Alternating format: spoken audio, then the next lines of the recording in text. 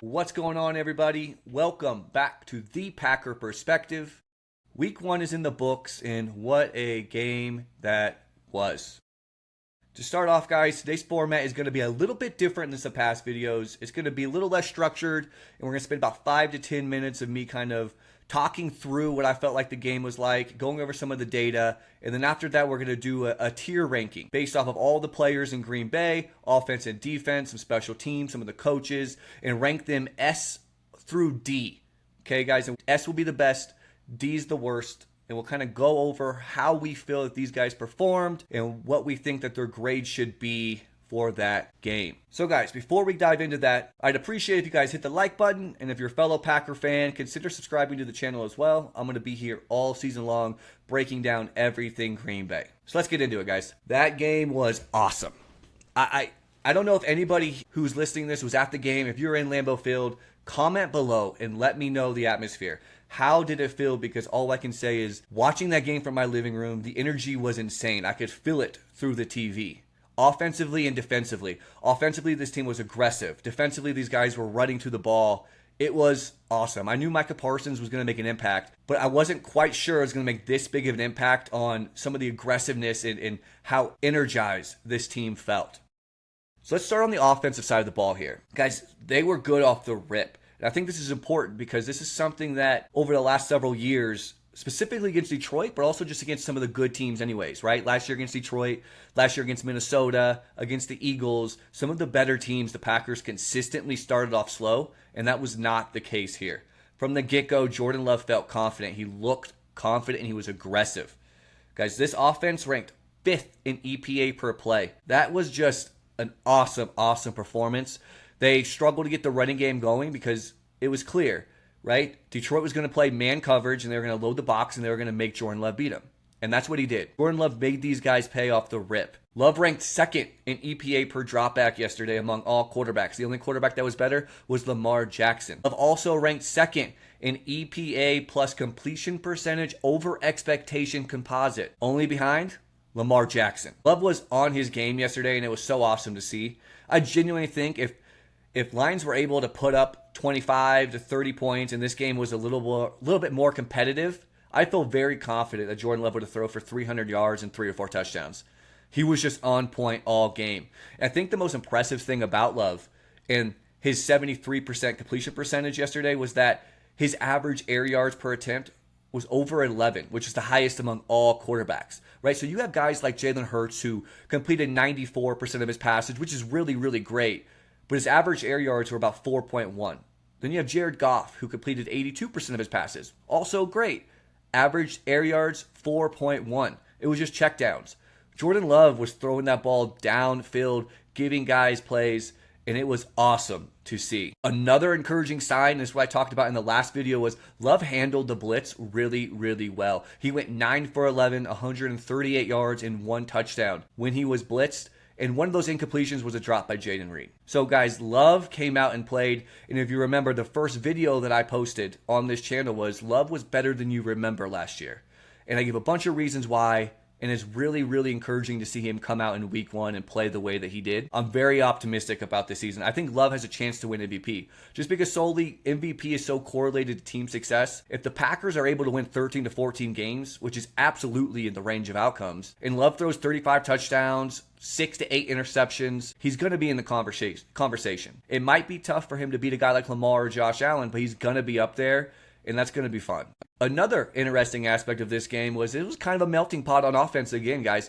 10 guys caught a pass on Jordan Love's 16 completions. It wasn't a one-man show. It kind of goes back to what we saw last year. So the splits are kind of interesting. Tucker Kraft ran a route on 74% of Love's dropbacks, an 18.2% target share. Romeo Doubs ran a route on 65.2% of Love's dropbacks. He had an 18.2% target share. Jaden Reed ran a route on 52% of Love's dropbacks, and he had a 22% target share. Dontavian Wicks ran a route on 48% of Love's dropbacks, and he had a 9% target share. And lastly, rookie Matthew Golden ran a route on 44% of Love's dropbacks, and he also had a 9% target share. So I think we all kind of assumed that Golden was going to step in and be a wide receiver one off the rip. That was not the case. I think this is going to be something that's going to take a little bit more time for this guy to get ramped up. I do also think that over the course of the season, we're going to see these routes per dropback increase. His snaps are going to start to increase. But ultimately, if this team plays the way they did yesterday, it's just not going to be needed. This simply is not going to be a team that's going to need to throw the ball 30 to 35 times a game, and that's okay. Now, guys, defensively, how fun was that? This team ranked 10th in EPA per play on the defensive side of the ball, but they looked good. These guys were flying around. They were flying at the ball. It was encouraging to see. Micah Parsons' impact is huge, guys. It's not even something that you can go and quantify through numbers just based off of looking at a box score. Right? The amount of pressures and things that other guys like Lucas Van Ness, Rashawn Gary, all these other guys were getting because Micah Parsons was getting double teamed, because he was there putting fear into the other offensive line is just huge. Two guys that I was heavily impressed with were both second-year players. One, Edgerrin Cooper. I talked in the last episode about how I thought he was a key for the Packers, and he absolutely was. I knew that he was going to be the guy that was going to be on Gibbs mostly, and he held Gibbs to 8 receptions for just 3.9 yards per reception. This team could not do anything when Cooper was on him. He was locking them down. He also had a total of 11 tackles as well.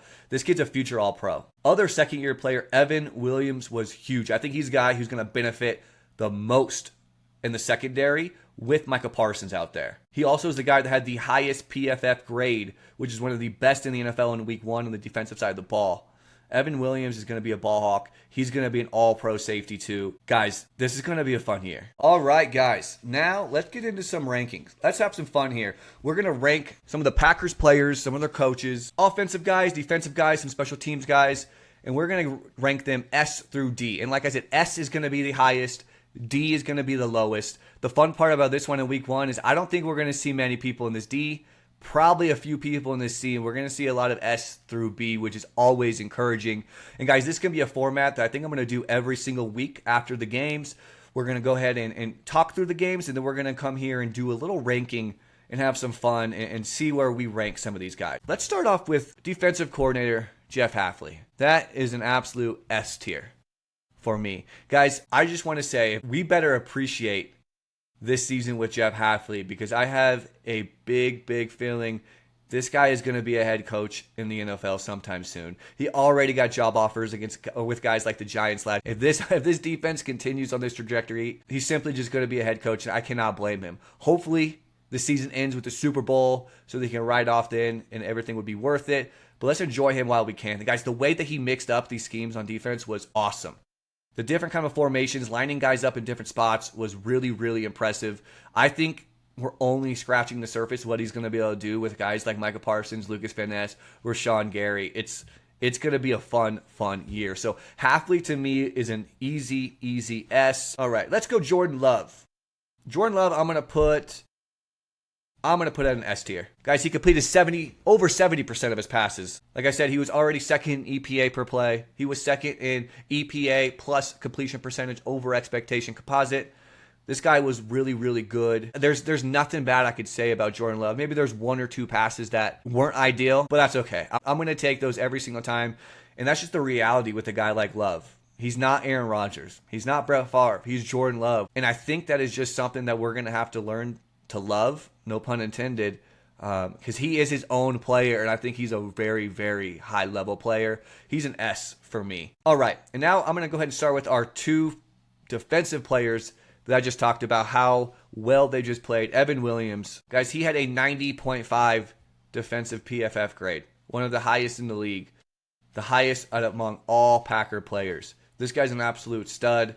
He belongs in that S tier. Let's just go with Aaron Banks. I'm going to put him at a C. I don't think that he was terrible, but I definitely don't think he was great. He was one of PFF's lowest graded players as well for the Packers. I think there's room for improvement, but I don't think he was terrible. I want to go Sean Ryan. Sean Ryan's an S tier.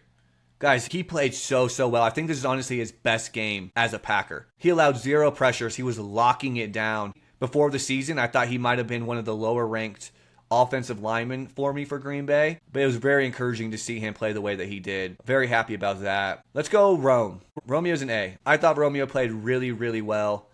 There was that one deep pass. He probably could have caught it. It wasn't even counted as a drop because it was such a tough catch. It did hit his hands. You would like to see him come down with that, but I still think he played really well. It was encouraging to see. He's going to be a big guy for this Packers offense, as you can tell. Matthew Golden. I'm just going to put him at a B. You can't put him at an A. He only had 2 targets, but he did come down with both of them. You can't put him at a C just because he did what was asked to. He was also pretty good on the punt returns. So Matthew Golden to me is a solid B. Isaiah McDuffie, he's a C. I don't think he was terrible, but I do think he struggled a little bit for this defense. There were some moments where I thought he could have made a little better of an impact. He could have made a little bit more aggressive on the ball hawking. But guys, Isaiah McDuffie kind of is who he is, right? He's not a guy that we kind of expect to ever be in these S to A tiers. And if he is, that's great. But I don't think he was bad, right? He definitely wasn't a D, but he definitely wasn't an A or a B. Tucker Kraft, S tier. Guys, Tucker Kraft is a top 5 tight end in the league. If the Packers ever decide to give this guy 6 to 8 targets a game, that will be shown.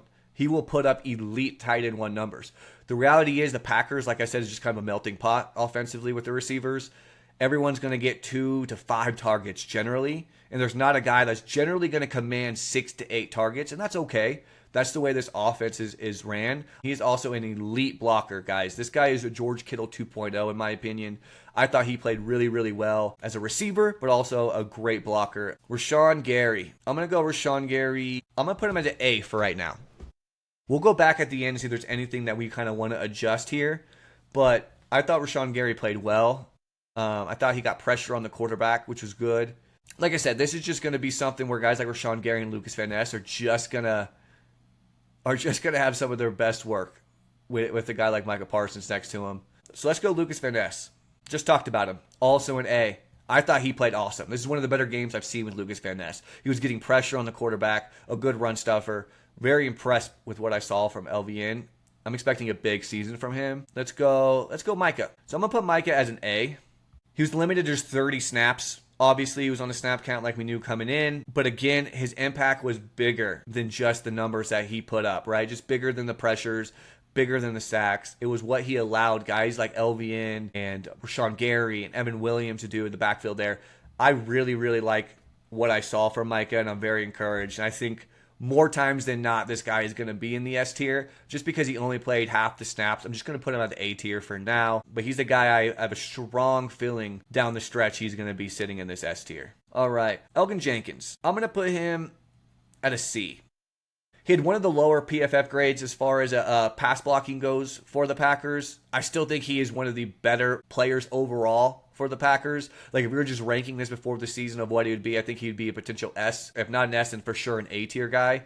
But for this game, I don't think he was bad by any means, but he did have one of the lower pass blocking grades. His run blocking was pretty decent, though, compared to some of the other guys. Maybe he could be a B. That might be something we end up adjusting. But for now, I'm going to keep him at a C. Edgerrin Cooper, S tier. Guys, this guy is a stud. He's an all-pro player, I can tell already. I think the Packers hit the lottery on this guy. The way he moves in the linebacker area, the way that he attacks the ball, the way that he's able to cover guys like Jahmyr Gibbs is just so impactful for this team. I don't think people realize. And he's only going to get better and better and better. I love Edgerrin Cooper. I think he is a definite S-tier player. I think by the end of the year, he's going to be a top 5 overall player on this Packers roster. Josh Jacobs. I'm going to put him at a B tier. Started off slow. He only averaged 3.5 yards per carry. I love Josh Jacobs. Generally, he is going to be an S tier, an A tier guy. Just for this game specifically, I think that he's probably a B tier. Like I said, there's nothing wrong. He didn't play bad. The Lions kind of forced the Packers to throw. They were kind of loading up the box, daring the Packers to beat them through the pass. So nothing his fault. But I would give him a B just for today. Xavier McKinney, a B or a C. I'm just going to put him at a C. He didn't do too much. He did have one of the lower defensive PFF grades for the Packers in this game.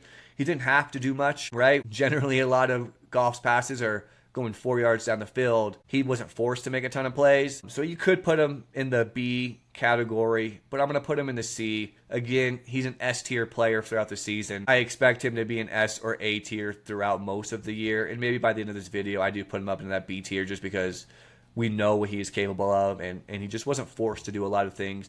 He did have a penalty that I thought was pretty soft anyways, but that is what it is. Brandon McManus, A tier, did what he was asked to do. It's that simple. Nothing crazy with him. He's just a reliable kicker, and that feels really good to say after the last few years the Packers had prior to McManus. So we will put him at the A tier there. Keyshawn Nixon. Keyshawn Nixon played pretty well. Again, a lot of these guys weren't asked to do too much, but He was up there, a pretty solid PFF grade for Keyshawn Nixon. I would put him at a B tier. You can make the argument for an A, but I do think there's kind of some discrepancy between some of these guys that we put in the A tier and the guys in the B tier. And I'm not sure Keyshawn Nixon had as big of an impact as guys like Lucas Van Ness and Romeo and Rashawn Gary and Micah and these guys. So we're going to keep him in the B tier here. All right, Jaden Reed. I'm going to put him in the A tier. I thought about putting him to the B tier, guys, just because he did have the only drop, and that was something he struggled with last year. But overall, he was really, really good. He's playing with an injury. He's out there battling. It was encouraging to see.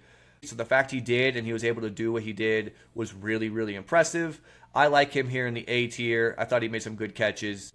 I love Jaden Reed. All right, guys, Rasheed Walker. I'm going to put him in the C tier. I don't think he was awful. He was just pretty obviously the worst offensive lineman for the Packers yesterday. Honestly, he was a guy that I thought maybe would get replaced with Jordan Morgan, and there's still a chance down the road that happens. The Packers allowed 4 total pressures on Jordan Love, which was really impressive, 2 of which came against Rasheed Walker. So he's a C tier. Out of all these guys, if I were to move someone to the D tier, I do think it would be Rasheed. But I'm going to be honest, I don't think any guy deserves to be a D tier. This was such a dominant performance that I just do not think any player should be a D-tier player off of that win for the Packers. So Nate Hobbs did not play, unfortunately, so we'll go Zach Tom. Tough one for Zach Tom. Zach Tom is one of the best offensive linemen for the Packers. We love Zach Tom. Unfortunately, he got hurt. That was tough. It's unclear if he's even going to be able to play this Thursday, but he's still a guy that I thought played pretty well, hung in there. We hope that he can get back pretty quick. Quay Walker. I'm going to put him in a B tier. He's closer to an A tier than he is a C tier, right? I thought Quay had a really good game, tons of tackles, bunch of tackles for losses, almost had an interception, probably should have had that, but I'm impressed with what I saw from Quay. He was definitely a guy coming in that had a few question marks, a guy we've been hoping to take that next leap. I think there's still a lot of room for improvement for him, so we're going to keep him at the B tier. Daniel Whelan. That's an A tier guy. Guys, we have the best punter in the league, I think. This guy is awesome. I think he averaged like 57 yards per punt. He just pins guys inside the 20. 2 of his 3 punts were inside the 20. Like, he is just an X factor as a punter. Hopefully.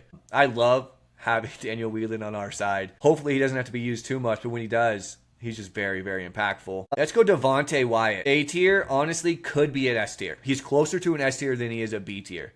I was really, really impressed with Devontae Wyatt. He's a guy that I was hoping with the Kenny Clark news would start to get a lot more work, and he has. He's going to benefit a ton with a guy like Micah Parsons out there. Was a good run stuffer. He can get pressure on the quarterback. I think Devontae Wyatt's going to have a big season as well. Colby Wooden, I'm going to put him at a B. I thought he was solid.